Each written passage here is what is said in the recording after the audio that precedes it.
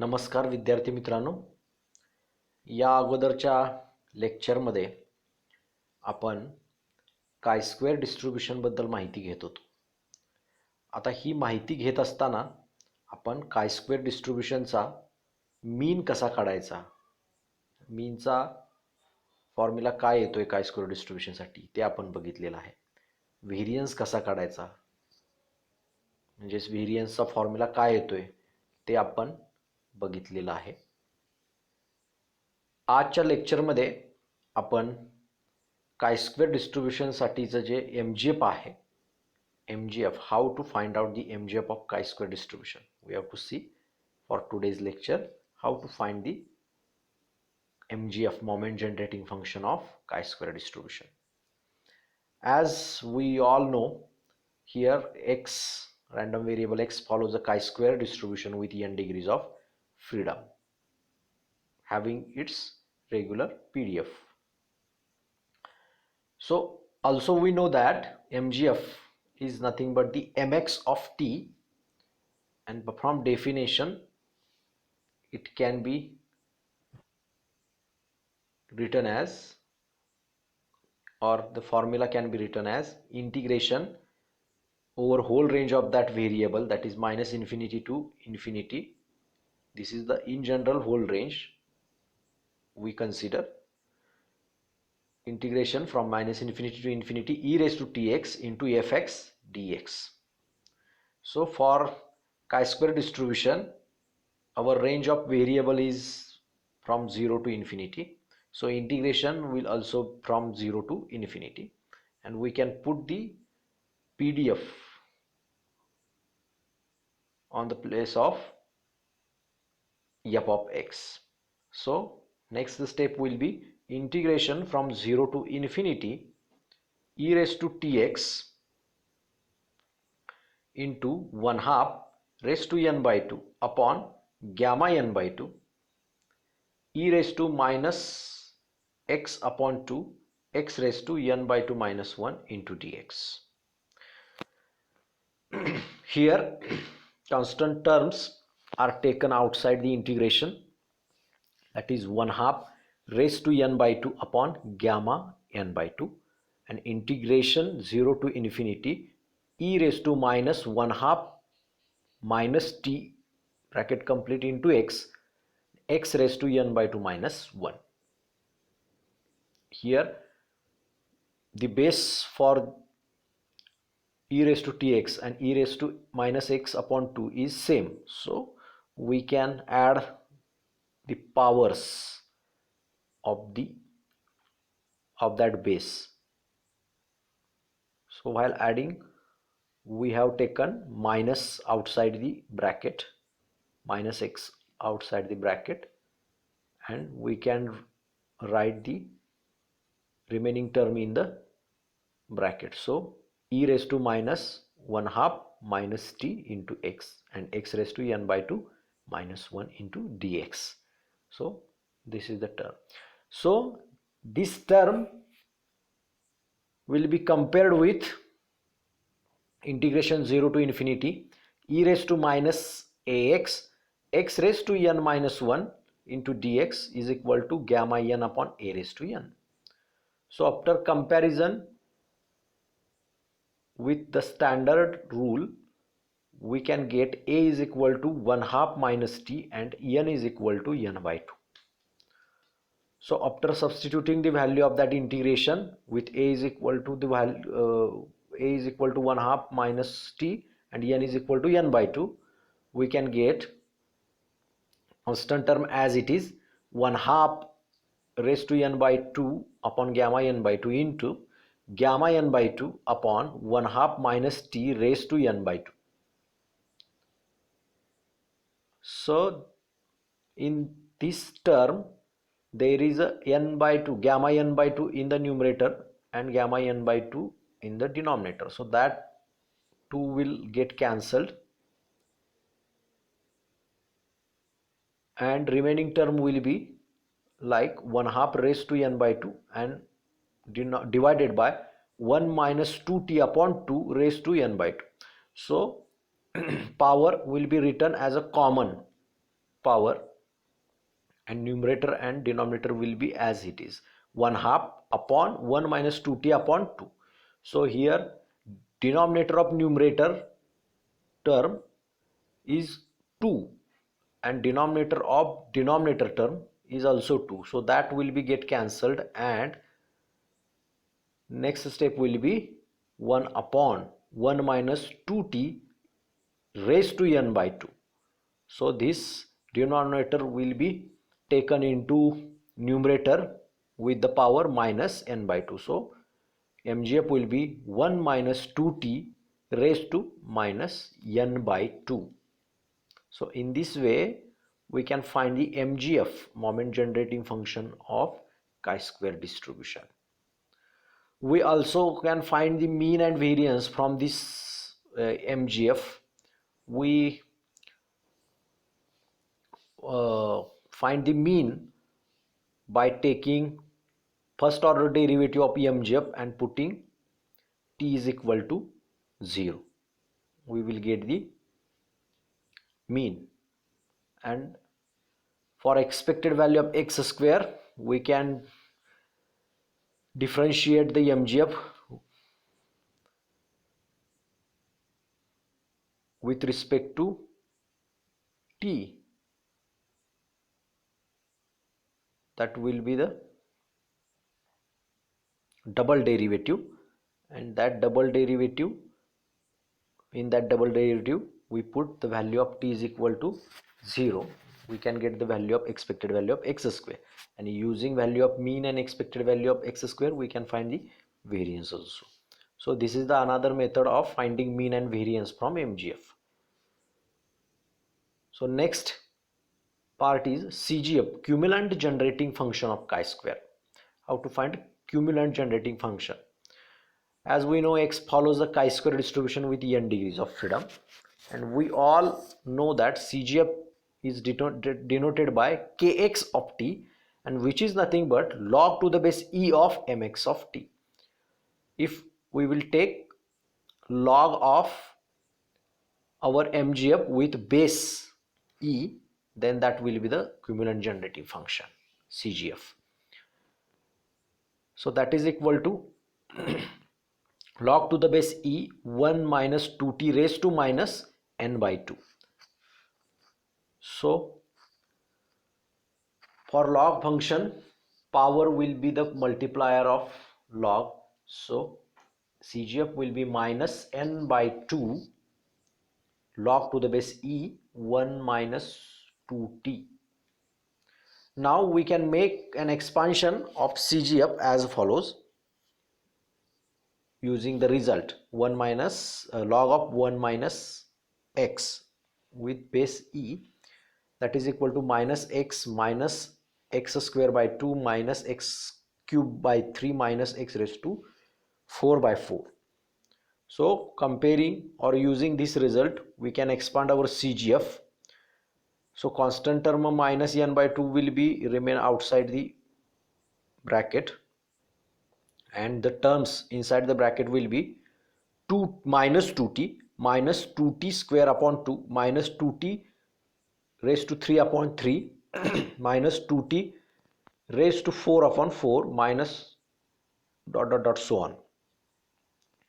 Now here minus n by 2 will be taken inside the bracket with multiplication, so the terms will be nt plus 2nt square upon 2 plus 8nt raised to 3 upon 6 plus 16nt raised to 4 upon 8 plus dot dot dot so on. Here for the adjustment we have taken some constant as a multiplier and in denominator. So next term will be n into t raised to 1 upon 1 factorial plus 2n into t square upon 2 factorial plus 8n upon 8n into t cube upon 3 factorial. 6 there is a 6 in the denominator. 6 is nothing but 3 into 2 into 1, So 3 into 2 into 1 is nothing but the 3 factorial, plus to bring 4 factorial in the denominator, we need some constants to be multiplied with numerator and also denominator. So to find the 4 factorial in the denominator, we need some additional constants to be multiplied. So if we multiply 8 with 3, that is 8 is nothing but 4 into 2. So if we multiply 8 with the 3, that is will be nothing but 4 into 2 into 3, that is nothing but 4 into 3 into 2 into 1 is nothing but 4 factorial. So we can multiply numerator with 3 and denominator with 3, so that we will get the 4 factorial in the denominator. So we can write the term 48 n t raised to 4 upon 4 factorial plus dot dot dot so on. So as we know, the first cumulant is nothing but the first order raw moment about origin, and that is nothing but the mean, and that is nothing but the coefficient of t raised to 1 upon 1 factorial in the expansion of CGF, and that coefficient is nothing but n. So k1 is equal to n, first cumulant. Now k2, second cumulant, is always equal to the second order central moment, that is mu2, and that is always equal to the variance, and that is nothing but the coefficient of the term t square upon 2 factorial in the expansion of CGF. So I will get the value for k2, that is second cumulant, is twice n or 2n. Now similarly k3, that is third cumulant, is nothing but the coefficient of t raised to 3 upon 3 factorial in the expansion of CGF, and that is nothing but 8n, and that is third order central moment mu3.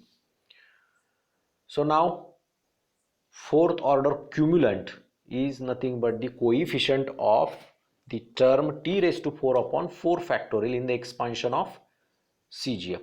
So here k4, fourth cumulant, is 48n. So from k4 we can find the mu4, fourth order central moment, by the formula k4 plus 3 times k2 square. So k4 will be 48n plus 3 into k2 square. Here k2 is twice n. So square of twice n is nothing but 4 into n square, and that is multiplied with 3. So 4 into 3 is 12. So 12 n square. So mu4 is equal to 48 n plus 12 n square. So in this way we have find the 4 order cumulants, all the cumulants which are needed to find the central moments. So this is the CGF and the cumulants, first 4 order cumulants. Now we have to define the skewness and kurtosis of chi-square distribution. So as we know, skewness of a chi-square distribution, the measure of skewness is gamma 1, and that is equal to square root beta 1. So first of all we have to find the beta 1. So beta 1 is nothing but the mu3 square upon mu2 cube. So that is nothing but 8n bracket square upon 2n bracket cube, and that is equal to 64n square upon 8n cube. So beta 1 will be 8 upon n, and therefore gamma 1 will be square root 8 upon n. Here mu3, we have seen that our mu3, third order central moment, is greater than 0. So gamma 1 will be also greater than 0, that will be non-negative. So we can say that chi-square distribution is a positively skewed, but at large n chi-square distribution will be symmetric. It's just as we increase our sample size, the denominator will be increased as compared with the numerator. So as large n, at large n, this dividend or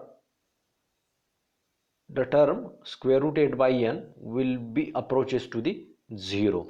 So if gamma 1 will approaches to 0, then our distribution, chi-square distribution, will be the try to attain the symmetry. So at large n, chi-square will be the symmetric. Now second, kurtosis. What is the kurtosis of chi-square distribution? So as we know, coefficient of kurtosis is gamma 2, and gamma 2 is nothing but the beta 2 minus 3, where beta 2 is equal to mu 4 upon mu 2 square. So mu 4 is 48 n plus 12 n square upon 2 n bracket square, that is nothing but 4 n square. We split the numerator in two terms with common denominator, that is beta 2 is equal to 48 n upon 4 n square plus 12 n square upon 4 n square. So simplifying this term, we get 12 upon n plus 3. So gamma 2 will be beta 2 minus 3, that is 12 n plus 3 minus 3. So 3 will get cancelled and gamma 2 will remain as 12 upon n. So 12 upon n, the term 12 upon n is a greater than 0, hence we can say that chi-square distribution is a leptokurtic. But at large n, chi-square distribution will be mesokurtic. So at large n, the value of 12 upon n will be tends to 0, and gamma 2 will tend to 0. Then chi-square distribution will be attaining the mesokurtic curve, or that will become a mesokurtic. So in this way we have seen that the MGF of chi-square distribution, CGF of chi-square distribution, cumulants of chi-square distribution, and skewness and kurtosis of a chi-square distribution. So for today's lecture we are going to stop here. So thank you.